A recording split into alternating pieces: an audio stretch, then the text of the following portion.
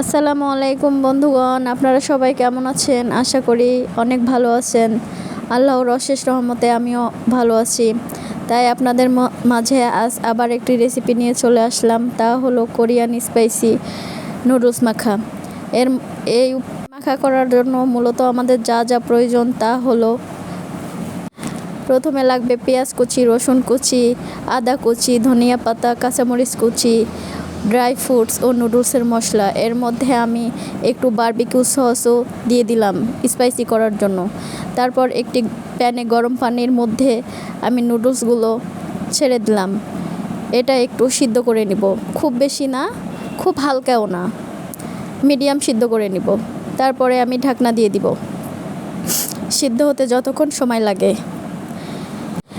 এরই মধ্যে আমাদের নুডলস সিদ্ধ হয়ে গেছে। তারপর একটি প্যানে তেল গরম করে সব উপকরণের মধ্যে তেলগুলো দিয়ে দিলাম। এরপর সব উপকরণগুলো একসঙ্গে ভালোভাবে মাখাঝাকা করে নিব। মাখামাখি করে নেওয়ার সব কিছু উপকরণগুলো একসঙ্গে ভালোভাবে মাখিয়ে নিব, যাতে প্রত্যেকটার সঙ্গে প্রত্যেকটা মিলিয়ে যায়।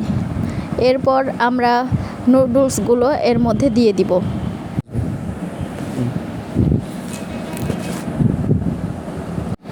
নুডলসগুলো ভালোভাবে মাখামাখি করার পর আমাদের কোরিয়ান স্পাইসি নুডলস মাখা রেডি হয়ে যাবে।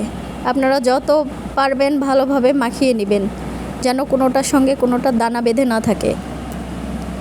ঠিক আমি যেভাবে মাখাচ্ছি সেভাবে আপনারা মাখাবেন।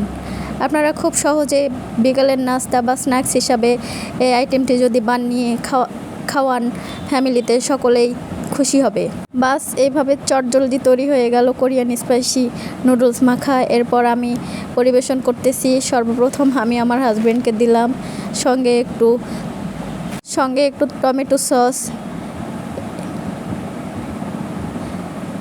তারপরে আমি নিজে নিয়ে নিলাম।